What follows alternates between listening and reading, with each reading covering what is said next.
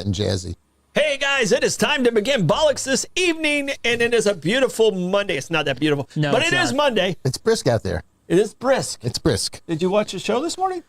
That was my weather report. Well, that was the exact words I used in my weather report. I must have dinged it from somewhere. We might be hanging out too much. That's okay. All right, we got a lot of stuff. You got a lot of stuff. I got a lot of stuff. And some of the stuff we're going to make up as we go along.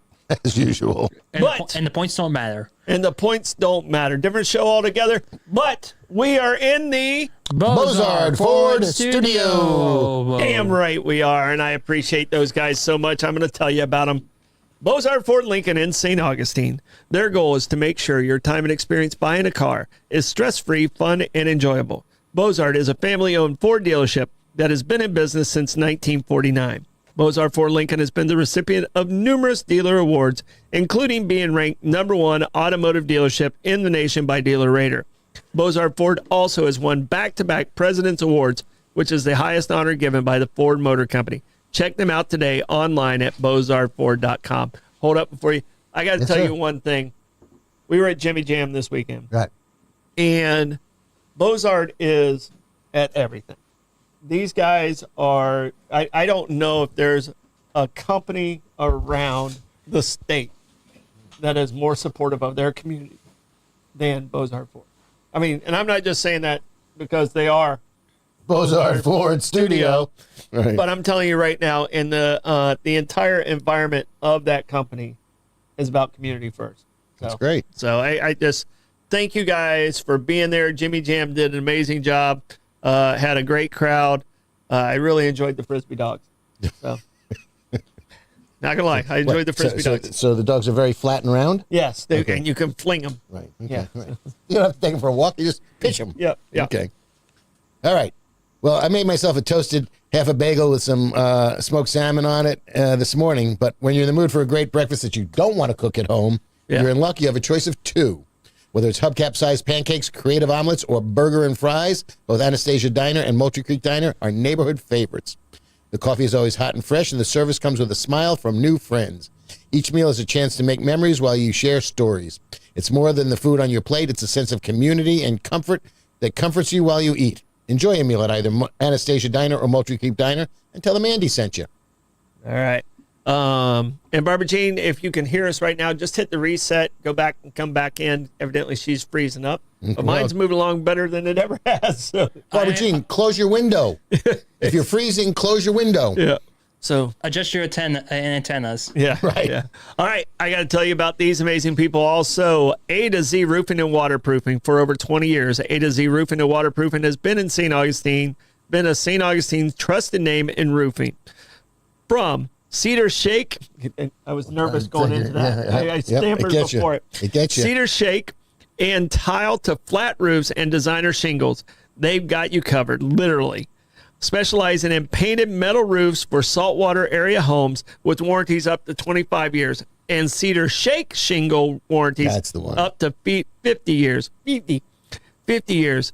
A to Z puts customer satisfaction first. Free estimates, top-tier materials, and service you can count on. Visit A to Z Roofing and Waterproofing.com. A to Z Roofing, protecting homes from the top down. Now, we have other sponsors that are also a part of us and keep the lights on here. And I got to tell you, some of these are just incredible. If you're not using them, please use them and support them. Brightway Insurance, St. Augustine Pirate and Treasure Museum, St. Solar Stick, Abear Kresge and Associates, Powell Heating and Air, Meehan's Irish Pub, A.D. Davis Construction, and St. Augustine Distillery, Citygate Spirits. We just got a great group, and we are looking for some sponsors. We've had a couple as we came into the new year. Their contract ran out, and so we have a couple of spots right now. So, and it's the best money you're going to find to get yourself in front of about 1 million people a month. Right, which is phenomenal. I will tell you, though, saying Cedar Shake is fine. Cedar Shake shingles, that's a tough one. Yeah, no, that's where it gets a little more challenging. Fun, but tough, right. It's where it gets a little more challenging. So you have some stuff. I usually cheat off you. This is the point where I cheat off you. And I have some stuff. Mine is the top 20 people in history never married. In history, no less. In history, not just Okay. celebrities, in history, never married. All right? You have Bob Weir I do. It's a tough and, day. and, the, Golden and the Globes? Golden Globes. Right. Okay, those are the three, Blake, you have to choose from. All right, I'm gonna go for since it is leading off a title today. Let's go for remembering Bob Weir. Bob Weir. Thank you very much. And you wore your shirt? I am wearing my Fare Thee Well shirt, which I felt was appropriate today. This shirt is from the last official Grateful Dead concert. Mm-hmm. They did them in Chicago and in Santa Clara. In what does it say on the back of this? You got a date on the back of this. It was 2015. Yeah, 10 years ago. That's Yeah, okay. 2015. Right. It was the whole band, and unfortunately, it was Trey Anastasio, who is a phenomenal guitar player and the leader of Fish, and a phenomenal blues and jazz guitar player in his own right, was playing the Jerry role at this show. And of all the people who have filled in for Jerry Garcia since his death in 1995, I hate to tell you, Trey was the weakest of them all, unfortunately. But it was Soldier Field. We were there with a tremendous group of friends that had been to numbers of concerts together. It was a fabulous day. And that was it. Now, that was in, what did we say, 2015. Mm-hmm. So 10 years later, the band was still playing on. They morphed into Dead and Company. And there's a perspective here, because Jerry Garcia passed away in 1995. Mm-hmm. Bob Weir has been still playing for 30 years without Jerry Garcia, doing the Grateful Dead songbook, along with his side project, which is Bob Weir and the Wolf Brothers. They would tour. Bob just never stopped playing. He just kept going. And if you looked at, now, granted, it's algorithmically oriented, but my feed on Instagram, I would say 3 out of every 4 postings was a memory of Bob Weir from all over the place. Obviously, other musicians, Warren Haynes, Dickie Betts, Bruce Hornsby. I could keep going on. And then just common people, fans, politicians, sports players. They lit the Empire State Building, which changes colors of their lighting to acknowledge whatever event or holiday or seasonal aspect is going on. And they made it tie-dye in honor of Bob Weir's passing. Oh, that's cool. It was fabulous. It really was. The impact he has had on music and live music is going to be irreplaceable. And the fact that he carried on for 30 years without Jerry Garcia, and honestly, the band didn't miss the best thing that happened was Bob Weir and John Mayer connected and became Dead and Company. And I think they met, and it might have been the first time when John Mayer was co-hosting or guest hosting The Late Show, and Bob was a guest. That's where they met, and I don't know if that's the first time they met, but that was a long time ago, and that's where Dead and Company came out of. Yeah. And they toured, but they played really, really well, and it was great. Jam band's a different taste. It's Yeah. its own unique taste. You seem to be drawn to jam bands. Does this spring from all of it spring from the Dead, or did the Dead just do it better? There's a saying that goes, they're not the best at what they do. They're the only ones that do what they do. Mm-hmm. Now, that has changed because It's not true anymore. No, but that was, Yeah. I'm going back 25, 35 years with that statement. It was like, they were the best at what they did. They would play 3-hour concerts. Nobody plays 3-hour concerts. Because what's the bands? The jam bands are very popular here in St. Augustine. Oh, very much so. Billy Strings. You got Widespread Panic. You got Billy Springs. You've got Gooses coming to town. Yeah. The community here is very, very receptive and supportive of jam bands. Mm-hmm. But you've got knockoffs that have been for years. On Long Island, there's a band called Half Step and the Electrics that played strictly Grateful Dead music. There's a band called Dark Star Orchestra that will play full Grateful Dead concerts in concert. They will recreate a previously played Grateful Dead concert. And the challenge with that is if you know anything about the Grateful Dead or you've seen them, you could see them 3 nights in a row, and I've done that many, many times, and they wouldn't repeat a song. Mm-hmm. I saw the Eagles at the Sphere. But is there a resurgent in this jam band phenomenon? Because It never went away. Well, I think there's bigger numbers now than there was 20 years ago. And I believe the numbers like where you first became a deadhead probably was in the late 70s, early 80s. So 1969, 1970, when I was in summer camp, my counselors banked their days off so they could go to Woodstock. gotcha. Next year, Working Man's Dead and American Beauty came out. I was 10, 12, and I've been following the Grateful Dead since I've been 12 years old. Go figure. Yeah. You know, when you put it in numerical conversation, that's spooky. Yeah. You know, Yeah, well, I'm 68. Well, and was Weir the last of the original members? No, you still have Mickey Hart is still alive. The two drummers are still alive. Mickey Hart is still alive, and Billy Kreutzmann is still alive. They had two original drummers? They had an original drummer was Mickey Hart. Actually, no, I'm sorry, it was Billy Kreutzmann. Billy Kreutzmann was the first drummer. The original band was Pigpen was the keyboard player, organ player, and the blues singer. Jerry Garcia, Bob Weir, who started in the band when he was 16 years old. Okay. Phil Lesh, who was a classically trained composer, and he was the bass player, and he picked up the bass and learned it in 2 weeks, the electric bass. Classically trained musician and brilliant. And then Mickey Hart was the original drummer. Billy Kreutzmann came in, so they had two drummers. There was a rotation of keyboard players because they seemed to keep dying on them. Pigpen died. Vince Welnick died. Keith Gaichow died. Who else you had? A couple others. And you know, and that was the tough position to be if a Grateful Dead keyboard player. A jam band, Bobby, is a band that plays songs, but they will expand them, and they will go into it's like jazz. You can't tell when one song ends and the other one starts. Or you think it's happened and it hasn't really happened. Right. Yeah. So like, oh wow, that sounds like the last song. No, it's still that song. Right. Unless you're a deadhead and you can tell when they're segueing from one song to another. You know, there's a game all deadheads would play.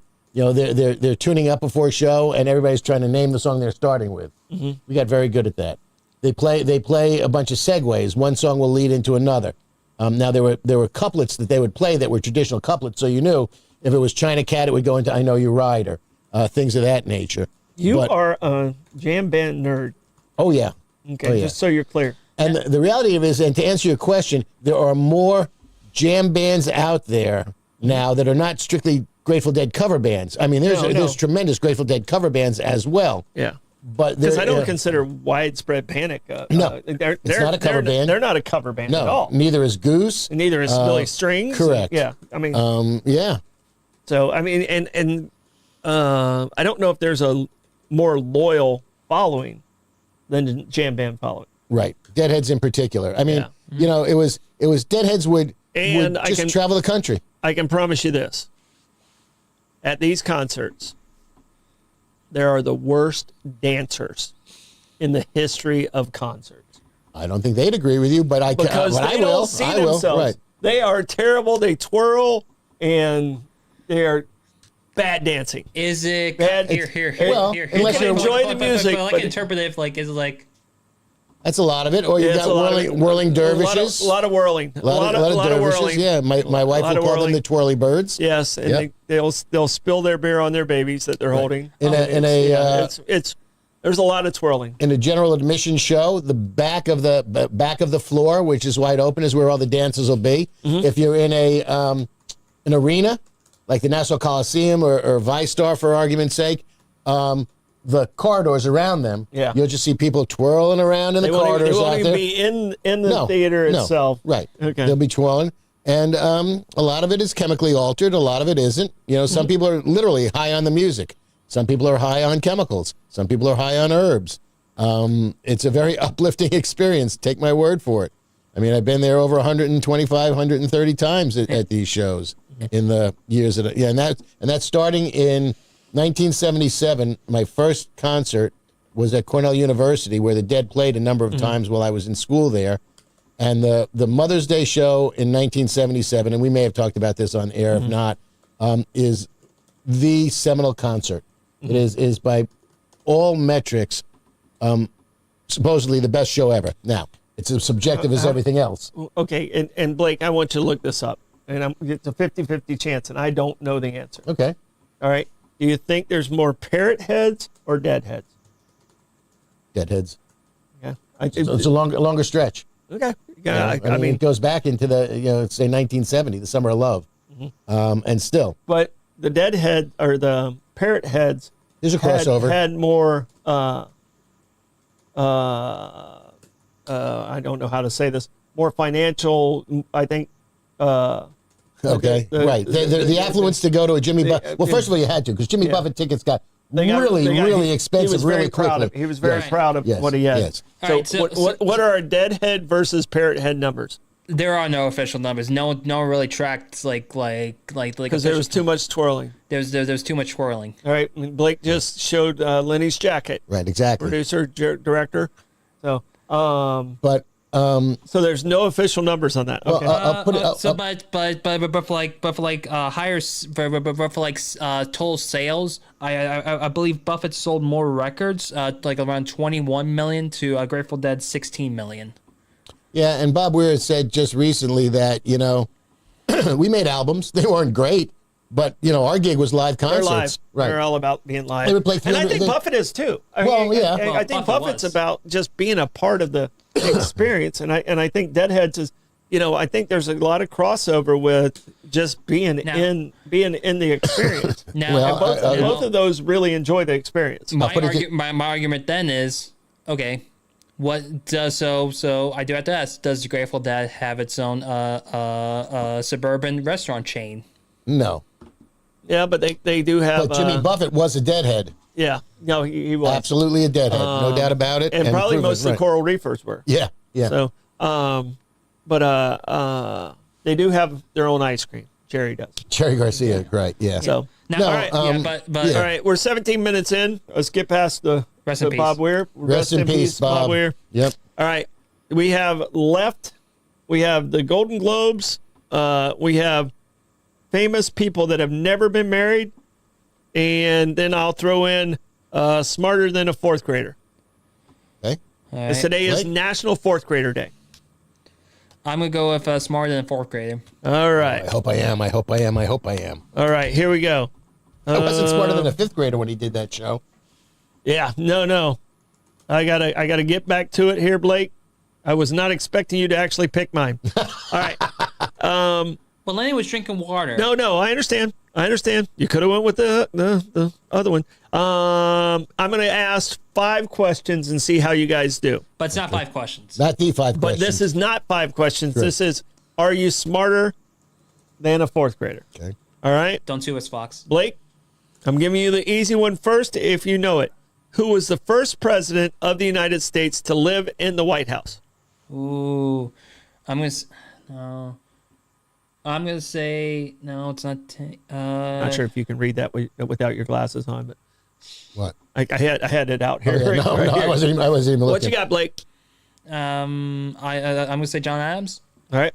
I think it was Madison. All right. It was actually John Adams. Okay. Blake is up. All right. First one goes to you. Who was the last czar of Russia? I don't know if I knew this in 4th grade. I do know it now, but who was the last czar of Russia? Ooh. I think it was Nicholas. I don't think it was Alexander. Mm-hmm. Blake? I'm going to say Alexander. All right. It was Nicholas II. So, old Rasputin guy was with him. All right. Which treaty ended the American Revolutionary War? Okay. Ooh, treaty. Blake, it's to you. I know you got this one. Treaty of Littlefoot? Treaty of Littlefoot. Wasn't that Game of Thrones? Lenny answer. Different Paris. Right, what do you got? It's the Treaty of Paris. Treaty of Paris of 1783. There have been a couple of treaties of Paris. Right, Paris but is busy. But that was definitely the Treaty of Paris. They're like all hanging out in the mirror room at Versailles, basically. All right. Which British queen holds the longest reign before Queen Elizabeth II? Now, she just passed. Mm-hmm. Who held it before her? Me? Vicky. Yeah. Anybody call her that, you think? Yeah, I don't think so. Hey, Queen Vicky, how are you? Not to her face. Yeah. So, Blake, You're going with Queen Victoria, right? Yeah, I'll go with Queen Victoria. Good choice. All right. Let's see here. All right. This one's one that I think you guys have a chance on. Who painted the Sistine Chapel? Blake? Leonardo. Ooh. Michelangelo. There you go. All right. Oh. You got that one? Oh, yeah. Within 1 year either way, what year did the Berlin Wall go up? Go up.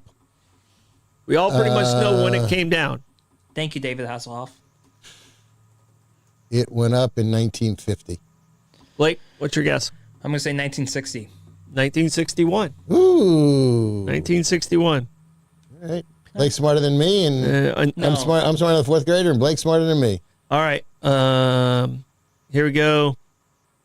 That's too easy. Hang on. Berlin was divided. Hold on. It was divided, but the when wall. was the Marshall Plan? When was the airlift? Was that in the 60s? Yeah. Okay. I thought John Marshall was out by then. No. All right. All right. What African American scientist is responsible for 300 applications for peanuts and a pioneer in crop rotation? I mix these guys up, but I'm going with Luther Burbank. Blake? I'm going to go with George Washington Carver. That's why I mix them up. George Washington Carver is it. Like creamy peanut butter. Yep. Yeah. You have to mix it up. I'm gonna figure out a mnemonic to remember him. Ironic story. George Washington Carver. There was a play in the land when I was a kid, and obviously it required several black young actors. Okay. We didn't have enough black young actors, Oh, no. so I had to play George Washington Carver's dad, and then the guy who was playing George Washington Carver got sick, and then I had to play George Washington Carver the day of the actual performance. Okay. I was the only white kid in it, but because I was in so many scenes with him as the dad, Right. I was the only one who knew the lines. Okay. Right. So you just And believe me, I turn didn't around and face the other I didn't direction. I didn't know the lines. I had somebody kind of prompting me, Yeah. and then I could pick up on it because my dyslexia and my Right. memory is good, and that's how I faked it through elementary school, is with a good memory. And please tell me you were not in blackface. I was not. That was Absolutely. my main Thank you. question. That was my- Thank you. Absolutely not. No. Let's hear it for DeLand. All right. No, Thank you. my man, Coach Thomas. He was my guy. Right. You've talked about him nicely, fondly. I would have ran through a wall for him, even embarrassed myself in a play. All right. In what year was Pluto discovered? I'm going to give you guys 10 years either way. I tell you what. Here you go. I'm going to give it a 50-50 chance. Okay. Was Pluto discovered before or after 7-Up was invented? What? After. Blake? I'm going to say after. It was after. 1 year after. 7-Up was invented in 1929. Pluto was discovered in 1930. All right. All right. I'm going to write that on my hand for, I for think you Wednesday. guys are exactly the same smarts as a fourth grader. I'm not giving you fifth grade yet. So we're on the trolley last night. We caught the last train out of Dodge. We caught the last Last train trolley to last night, Clarksville. right? To see the lights. We had friends in town, and they wanted to see the lights, so we took them on the lights. And the driver was asking trivia questions. Yeah, he didn't know who was sitting right in back of him, did he? Yeah. Well, the first one was, they played A Christmas Carol in space when the astronauts were up there. What was that Christmas Carol? And we all knew it was Jingle Bells. And then he tried to be shrewd and said, tell me the country that eats Kentucky Fried Chicken on Christmas. Yeah. And that was Japan. Japan. Yeah. Yeah. So, All right. This is one I did not know, and I don't think I've ever heard this. What is the name of the cat that guards 10 Downing Street? Have you ever heard this? I now want to know the I have. Vaguely, but I couldn't even begin to tell you his name unless it's Mittens. Blake, you have any idea? I think Amanda would have known this as well because she does listen to a lot of UK politics as well, and instead of watching the fireworks on Macy's Day, instead of watching the fireworks back in 2024, I watched the UK election. It's Larry. Larry. Larry. Larry. Larry. Larry is the cat. I did not know that. Good All to right, know. here's another DeLand connection for me, and if you're in DeLand, you would get this. Who was the first African American woman elected to U.S. Congress? Unless it goes way back, I'm going with Shirley Chisholm. Blake? Ooh. I'm gonna say Shirley Chisholm. Yeah. Okay. So the Chisholm Center is this where I Brooklyn. started in Parks and Rec in DeLand. Okay. It's called the Chisholm Center. Okay. It looks the exact same as the Willie Gallimore Center. Same architect, Right. same design, everything. And so the Chisholm Center is like the go-to spot to learn how to swim Right. in DeLand. It's the only public school. Yeah, maybe because in Brooklyn there's the Shirley Chisholm. It might be the Shirley Chisholm Courthouse. Gotcha. She was pretty remarkable. Yeah. No, very impressive lady. All right. I have famous people that have never been married, and you have Golden Globes. Blake, you get to choose. Well, I'm gonna say Golden Globes. All right. Okay, we can do this quick and probably Yeah. put them both in. Yeah, let's try and get them both in. First of all, Nikki Glaser did a great job last night with her jokes and her monologue. She was a lot less snarky than her normal stand-up act, and even than last year. She got some gentle shots in at people. She really wasn't cutting, which was really sort of nice for a change. But there was a lot of clever stuff. The only couple of shots she took was CBS and Barry Weiss. Mm-hmm. She called him out for basically censoring 60 Minutes, and she got away with that. Mm-hmm. And she said, thanks to CBS, now that's where you're going to go for your BS news. Mm-hmm. She took the C right out of that one. Mm-hmm. Picked on George Clooney just a touch. Did her Chalamet, which was interesting because Adam Sandler was sitting there at the table with George Clooney. Oh, that's funny. Yeah, well, yeah, because they were together from whatever that movie was, J whoever, his movie that he was nominated for. But what I found interesting about it, it's no longer the Hollywood Foreign Press Corps that is acknowledged. It's now the Golden Globes themselves, because it was the Hollywood Foreign Press Corps. Okay. But what I noticed this year, and maybe it was just me picking up on it, was that there was an international category, but that international category was also salted in. The movies that were not produced or made in the United States had their own category. There was a Brazilian picture. There was an Iranian picture. Scandinavian. I think there was one from Norway. But they were also intermingled with all the other categories to the point that Alexander Skarsgård, unless it was his father, I forget who the son and who the father is, won for his role in a Norwegian movie. The guy who was played the lead in the movie The Secret Agent, which was a Brazilian movie, won Best Actor. All right. You said you're going to be short with this. I'm sure with everything. I'm only 5'6" if I Goodness stretch. gracious, this is going on way. I actually glazed over already. I thought it you're was very- naming names. I have no Well, it's freaking 'cause- clue who they well, are. 'cause you didn't watch and you're not it's- hip. No, that's not hip. No one knows who those people are. Well, I don't know the you're name of the naming guy who won the Secret Norwegian. Agent. You're naming Norwegian freaking movies. Yeah, Alexander like that is Skarsgård. relevant to anything we do on Bollocks. His sons Did you are see this movie? And are you ever going to see this movie? no, and possibly. It's a lie. It's a no and no. No, possibly. The answer, here's your choices. Let alone No the fact- and no. And you would recognize him if you saw him. Okay. He's a prominent actor. I bet he's not on my top 20 list and never married. All right. Because he's not making any top 20 list. He just made the top 20 of winning Golden Globes. Of international. No. He's His actual. movie was an international movie which did not win. The Secret Agent won okay. the international movie. So what did he win? Supporting actor or best, I guess, supporting actor in a generic category. In a generic one. No, Okay, with all right. everybody. And the guy What from was the name of the movie that was? See if I even know that. I don't even know that. Stellan something? Is what Bobby's saying? Skarsgård. Yeah, So- Stellan Skarsgård. Stellan And he wa- Skarsgård. Right, and one of his Yeah. two sons, if not both of his two I sons. can tell you this: are- he would not have had that name in 1930s if he's movies. Stellan, then Alexander Skarsgård is one of his sons, who's also an actor. He's got two of them. That Yeah. made both Now the you record. pulled me into this terrible conversation. Sorry. And See, then this the is bo- why no one watches this. We could have talked about the Jags, Lenny. That was in the title. Did you pick the Jags? No, I didn't know it was in the title.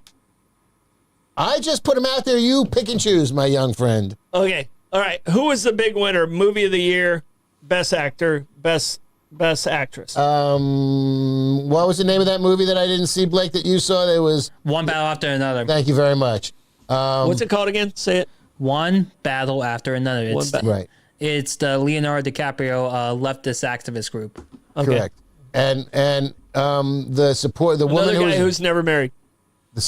and that was a funny joke she made, by the way. So she said, Leonardo something, and by the way, your movies or your golden. Last time you won a Golden Globe, she was making a reference to the fact that none of his dates were old enough to drink. Mm-hmm. And then she looked at him and he laughed, and she said, "Look, we don't know anything else about you. You are so private. That's all we got is that you date very young women." She said, "The only article I could find from you was an article in 1991 or 1995 Tiger Beat magazine, and all you said in that is you like pasta, and that was all she could take away with it." So it was really Well, pretty funny. I think Ricky, when he hosted it, made a joke about him. He's like, Leonardo brings his mom because if he brings a date, she's too old for him to date by the time this show is Pretty over. much. Yeah. And so Wanda Sykes, by the way, was presenting. I don't know if it was podcast. No, it wasn't because Amy Poehler won that. Mm-hmm. But something that Ricky Gervais was nominated for, and he was of the 6 people, he was the only one who was not in the auditorium. And she said, "All I know," and this is Wanda Sykes, who was a hoot. She said, "All I know is if Ricky Gervais wins, when I accept the award for him, I'm going to thank God and trans people." Mm-hmm. And he won, and she said, "And Ricky Gervais would like to thank God and the trans nation." She just gave it right You know to what? him. I bet Ricky loved that. You don't show up, that's what you get. I bet Ricky Yep. absolutely loved that Yep. because he is one that says if you can't take a joke, get out of the kitchen. And, Right. he's Right. definitely a guy who doesn't give a rat's Yep. ass about censorship. Also a guy who's never been married. No? Nope. All right, we got to talk about Josh Allen. I guess that was in the title. Apparently, it wasn't according the to Jags. Jo- It wasn't well, it's the Josh on Jags. Josh. It was Josh Allen. Right. Because Blake didn't read us the title, so we I know know. where to go from I this. know. All right, so Josh Allen was in the title. Absolute beast. Force of nature. Is there a better player in the last 5 years than Josh Allen? And in the last 5 minutes.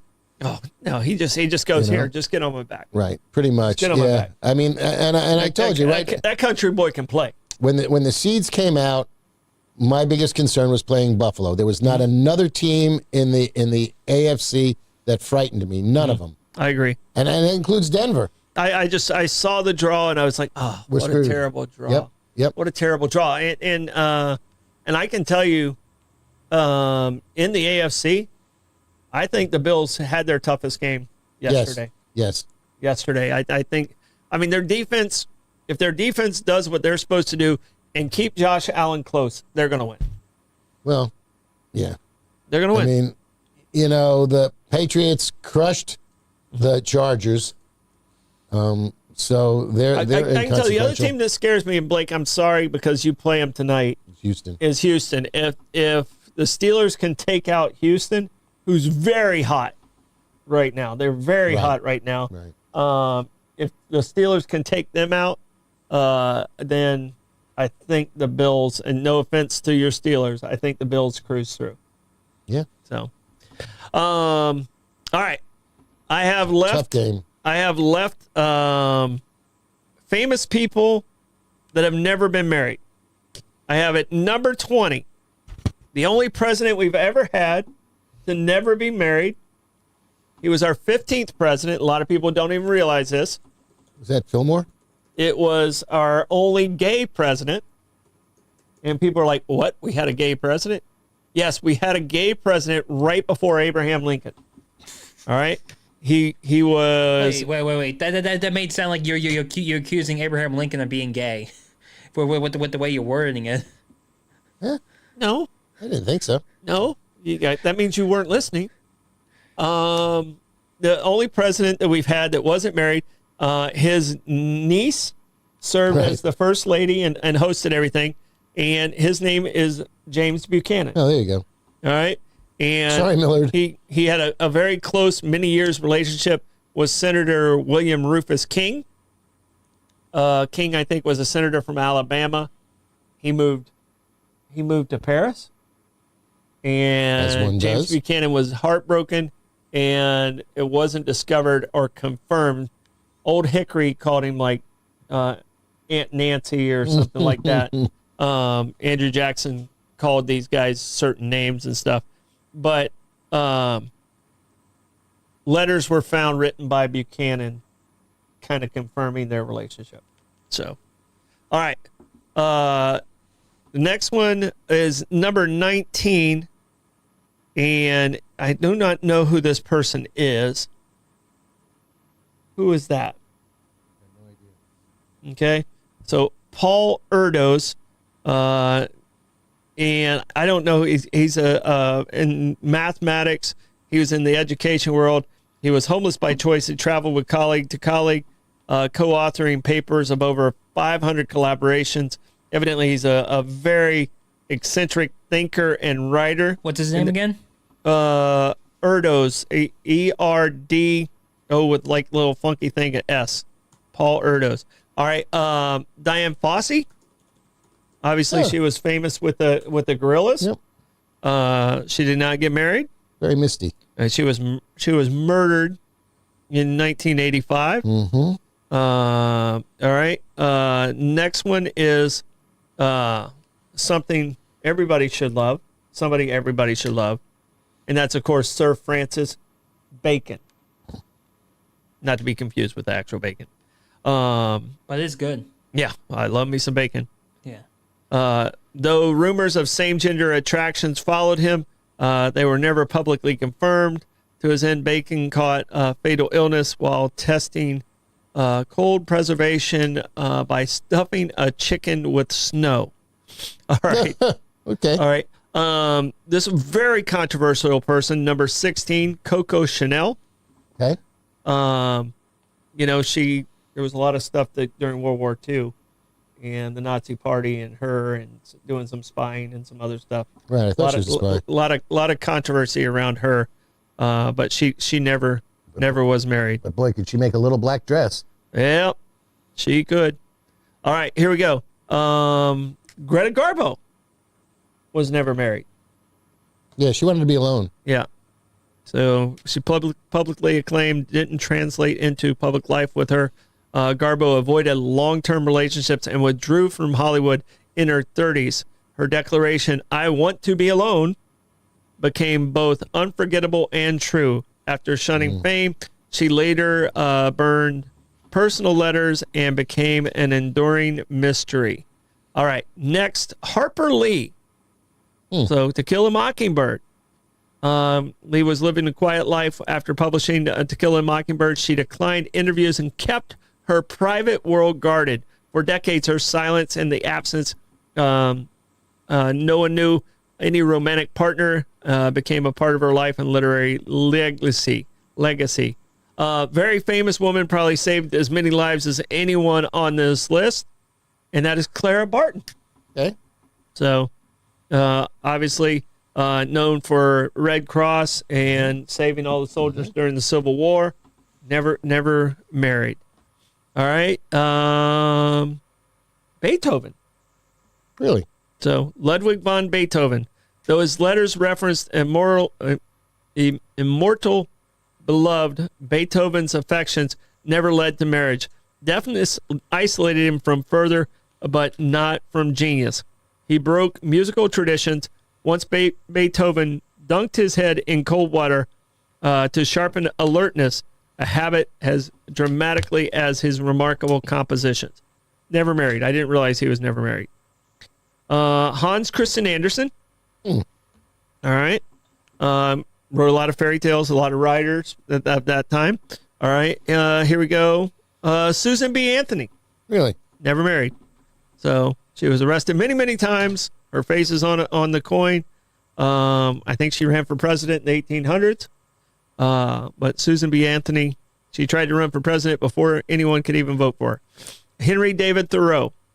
All right. He sat by a puddle. Yeah, a lot of writers on this one. Florence Nightingale.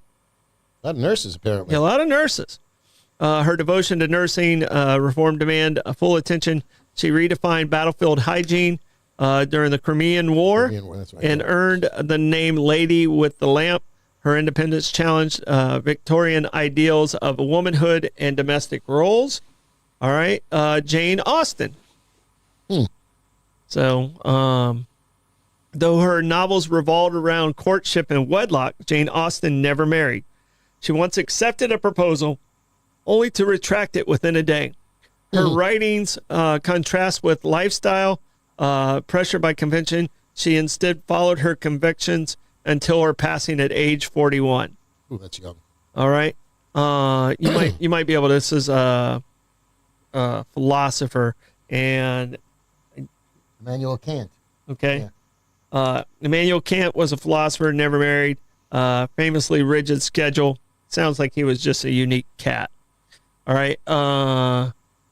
Louisa May Alcott. A lot of writers. Yep. You notice that? A lot of writers, like I guess they're living in their writing, and never married. Nikola Tesla. Well, you count the pigeon? He tried to marry a pigeon. Yeah. What a genius he was. What a misunderstood and brilliant person. Yeah. He was celibate by choice. He lived for invention and abstract thought.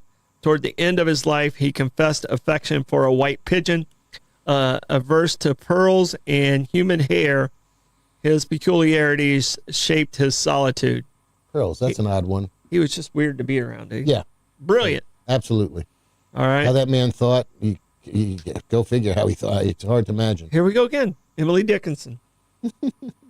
you see a trend here? Yeah, the romanticist writers and poets and stuff are, which doesn't mean they weren't in love. They just were never married. Yeah.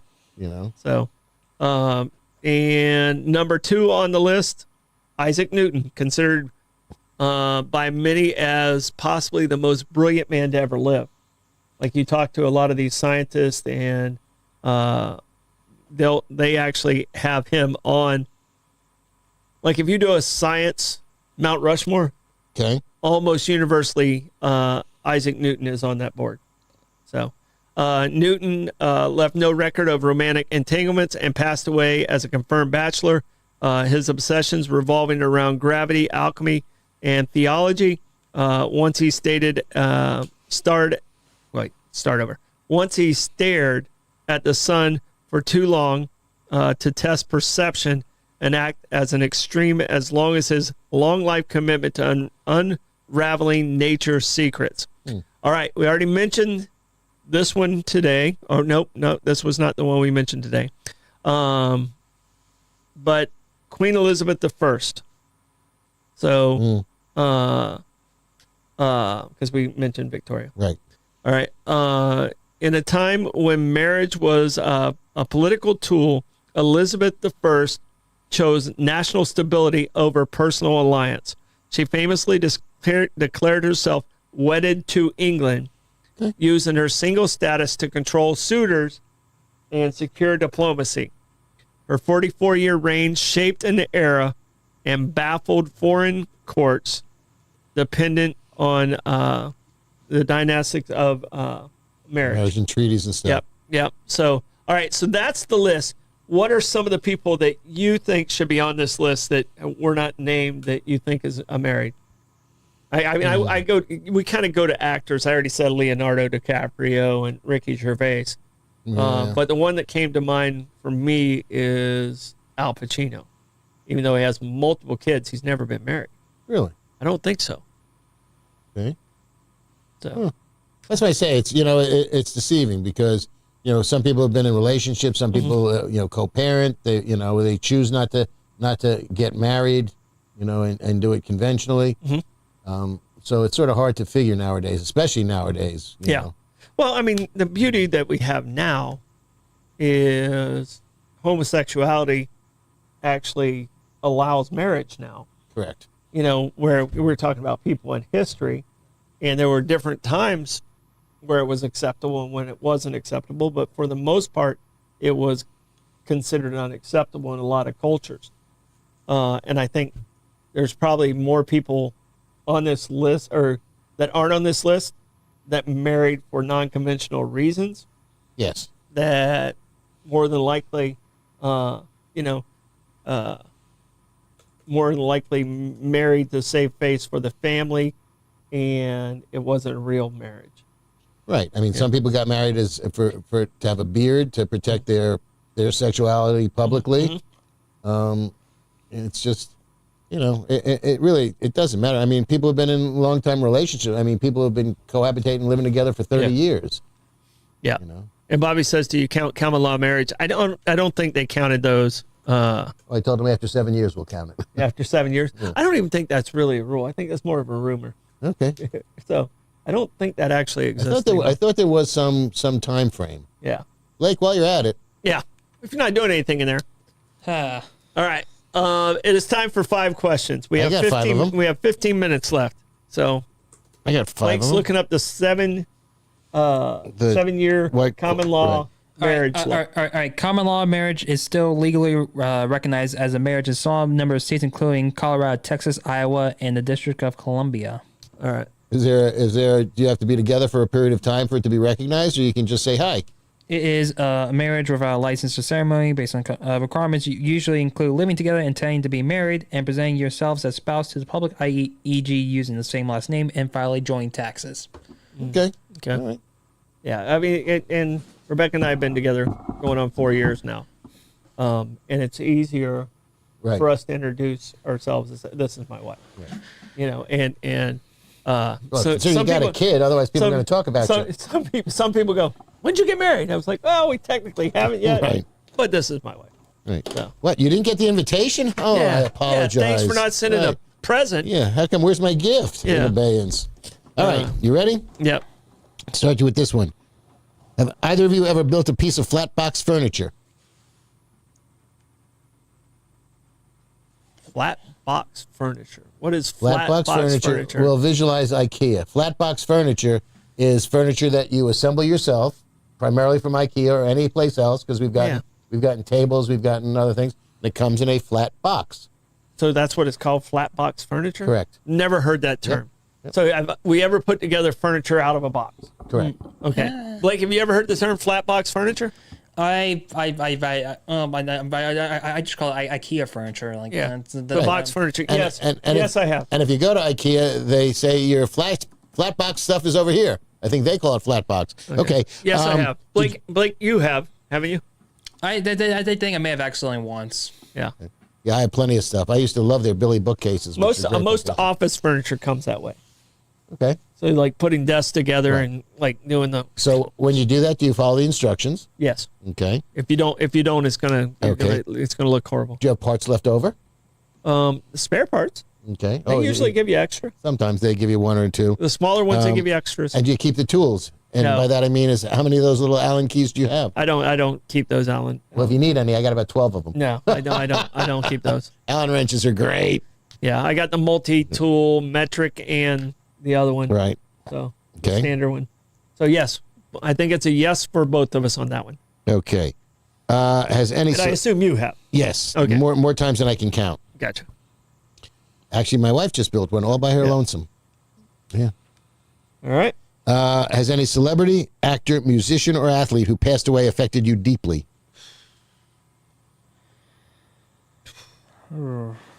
Yes. Yeah. And Blake, you want to go first on this one or no? I'll say Kobe. Like that was like a huge one. Because like I remember like my phone died during like the Rolex, and then when I got to my car to charge it up, like as the first person I called was my mom, and then she was like, "Oh, Kobe died," and I was like, "What the the heck happened?" And I'm also speaking about like sort of another racing thing. What happened recently with Greg Biffle because I personally met him in the pedestrian tunnel in Bristol. So it's just tragic what happened there. Yeah, I'm going to say yes, and there's a couple of them that just kind of would catch you off guard. I think the one that hit me the hardest because I thought she was so talented and her life was so tormented was Whitney Houston. Okay. And the other one was Robin Williams. There you go. That one kind of hit, like, gosh, this guy just brilliant, talented. I mean, he had drug addiction, but he always had the demons that we never knew about. Right. Or we chose not to accept. But I think Whitney, even when I hear her songs, sometimes I get emotional. Yeah. And the way she went. Yeah. Sort of self-inflicted. Yeah. So so was he. Right. Probably when I was younger, Elvis. I mean, I remember when he passed. Mm-hmm. But I think Whitney affected me the most. I'm going with Harry Chapin because he was on his way to a fundraiser. The guy did more for feeding programs than anybody I know. Mm-hmm. And then Jerry, which was 30 years ago, and Bobby now, 30 years later. Yeah. Jerry changed the dynamic of, the Grateful Dead. Bobby ended the dynamic of the Grateful Dead. The music will go on, but there won't be Dead and Company. There won't be, other bands of that nature anymore without Bobby. Yeah. Well, and George talk about feeding. A lot of people don't realize his book's out there about Lincoln, George McGovern. Yeah. And George and Bob Dole, two different parties, probably did more for U.S. students in feeding than any other two. They developed the free lunch program and they developed the reduced lunch program together, where Republicans and Democrats actually worked together at a time. They were very much different views, but they came together for the good of the country to create that together. So that's a part of our country that we're missing on. Yeah, so, I would have loved to have seen Elizabeth Dole in elected office. Yeah, because I think she had her head together. Barbara Jean has three great ones: right. John Lennon, Michael Jackson, and Prince. Right. So, but I mean, even though I'm a bigger fan of Michael Jackson and Prince, Whitney hit me hard. It was unexpected. Yeah, Whitney just hit me harder, and it was just because it was such, a couple little twists, and her life would have been different. Right, and I don't think we knew, other than the fact that her daughter was, was confused and had her problems there. I don't think that too many people knew that Whitney had those demons until it happened, or at least I certainly didn't. Let me put it to that way. I didn't know. She'd already done the crack as whack thing, and so she was in a. You saw the spiral happening if you're a fan. So, all right, what you got? All right, what type of entertainment or sports, etc., have you seen the most of? It could be anything. It could be movies, sporting events. Mine's just my life. I mean, baseball. Okay. Baseball. I mean, I coached. I played. I probably have watched more baseball games than anything else. I love NFL. I mean, I prefer to watch an NFL game over a baseball game now. Okay. But just the way my life is, it's baseball. All right. We have a follow-up that will be the next question. Blake? I'm gonna say because of the season tickets that my mom and dad used to have, I'm gonna say basketball. Okay. Yeah, we saw some great games. We Just did. some amazing. See the beauty of sports. Unfortunately, though, my autism was not fully developed yet. So I was just distracted away hitting the bangs because I missed some great games. And almost caused a few fights. Yeah, well, I almost punched a guy. That reminded me. I sent you. I think I may have made a guy cry because he made Blake cry. Ooh, that's not good. Yeah, don't make my kid cry. I sent you something. His wife begged me not to hit him. That just reminded me to ask you something because Okay. I sent you a link to something. I'm going to go with. There was one year that I was working days, so I went to 40 of the 42 Mets home games. I was living in the city. I was on the 7. I took the train right to Shea Stadium. Went to 40 of the 42 home games. Most of those games ended with me and Darryl Strawberry alone in right field. There you go. Did I ever get a freaking foul ball? Me. Yeah. 3 sections. Not a soul in them. Me. Not a foul ball. There used to be a joke about the old Atlanta Braves. There'd be so few people there, a foul ball would be hit, and they're like, "Want to go get that one?" Damn it. So how does that not happen? The odds had to be in your favor. I'm telling nobody. 3 full sections at Shea Stadium. Not a soul. Not a home run. Nope. Not even a foul ball. Nothing. But I'm going to go with, over 120 Grateful Dead shows, but I'm going to go with Broadway. There was a point where Julie and I hit a great run, take the train from Long Beach right into Manhattan, either walk up or walk back, and we saw play after play after play after play. And we'd have a routine. Sometimes we just go sit at the bar at Sardi's before the show, have cocktails, and they put out their crocks of port wine, cheddar, and Ritz crackers, and we would just feast. Well, in a couple weeks, we're going to the new Cirque show down at Disney Springs. It replaced Les Nouveau, which was an amazing That was there for a really long time. Amazing. It was an amazing show. It was one of my favorite Cirque shows, and this is the new one called Drawn to Life, made specifically for Disney. Okay. It'll be Maeve's first show. Blake, I believe your first show was like Blue Man Group. I believe yes. I believe so. Yes. So pounding on the drums. Oh, but I mean, no. There's a good story why Blue Man Group had to be my first show. Dad, would you like to tell him? All right. So his mom and I went to Blue Man Group when it was in Orlando. Absolutely loved it. We actually bought like the DVD, not the DVD, the CD. Okay. The CD. So when Blake was in his mom's stomach, we played that CD quite a bit. Okay. When he struggled getting to sleep, a lot of autistic kids struggle to get to sleep. We put that on. He'd go out. Nice. So Blue Man Group was our hero many sleepless nights. Gotcha. So. Thankfully, I did not fall asleep during the off-Broadway show. No, you did not. You did not. So now this comes back to what you were starting to say. Which type of event do you enjoy seeing live as opposed to on TV or video? Because, a lot of people, I like going to a football game, but I'm happier watching a football game on TV, depending on where and when. Most sports, actually, right now, with the TV coverage the way it is better on TV. Right. Because you're getting a better angle. You got the drone coverage and all this.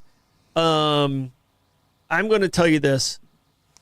I'm going to be very specific to the sport because I do love so many sports live. I don't like watching hockey on TV. Okay. I love hockey live. It's easier to follow the puck live. I love watching hockey live. Now, I've only been to one NHL. I've been to several minor league games, and I think the Icemen do a great job. But as far as the difference of live into TV on the sports side, I think it's got to be hockey for me. But I think music, like being a part of the feeling of like you being at a Dead concert or something like that, I think concerts make the music, enhance the music so much better live. Okay. Well, on your hockey thing, there's an environmental component to hockey because when you're in an arena like that, it's cold. Yeah. So you're wide awake. feeling it, right? Exactly. Yeah. So there's that. For me, I don't think there's anything better than live theater. It can be Limelight. We're going to talk to them in a couple weeks. Yes. But live Broadway theater is just transporting. Absolutely. Drama, musical, doesn't matter. Comedy, it's great. I really love that. All right, Blake, what about you? Live. What do you like? The best thing live is honestly going to like a race, that's a different feeling too. Going to NASCAR, like you can actually feel it, right? You can actually feel the cars, and actually that's why I love going down to the Rolex 24 so much because you have a lot more talented drivers like on the track at once. You get up and close to the cars as like much better than going to the 500, and plus you can just walk around everywhere for 24 hours and the race is still going. Yeah, for 24 hours. Yeah, well, I used to love it when I was a kid. At the 24 hours, you would hear all these foreign cars go, bing, bing, bing. They still have that, and then the Corvettes go by. Oh, but it was such a distinct difference in the 70s compared to now. Even the Corvettes go, bing, Yeah. No. You can definitely like for those who are in the know, you could definitely hear like the difference between like the Cadillac and the Acura because a Cadillac still the Cadillac the prototype sounds like a NASCAR V8 because it came Sounds from like a muscle car. Yeah, because it came from the same engine program. Right. But you could definitely tell like a difference between the Acura. You could tell a difference between Porsche. You could tell a difference between the Mazda, Mercedes, like all that stuff. Well, you can definitely tell the difference in the Mazda. Right.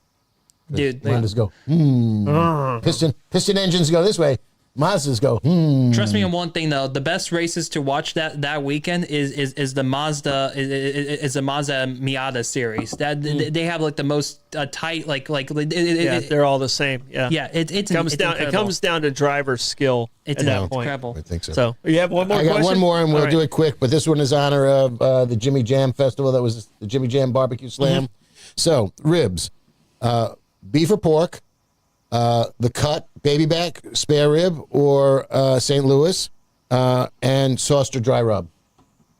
It's a lot to right. answer. Light sauce, baby back pork ribs. Okay. Ooh. On chicken wings, I'm a dry rub. Yeah.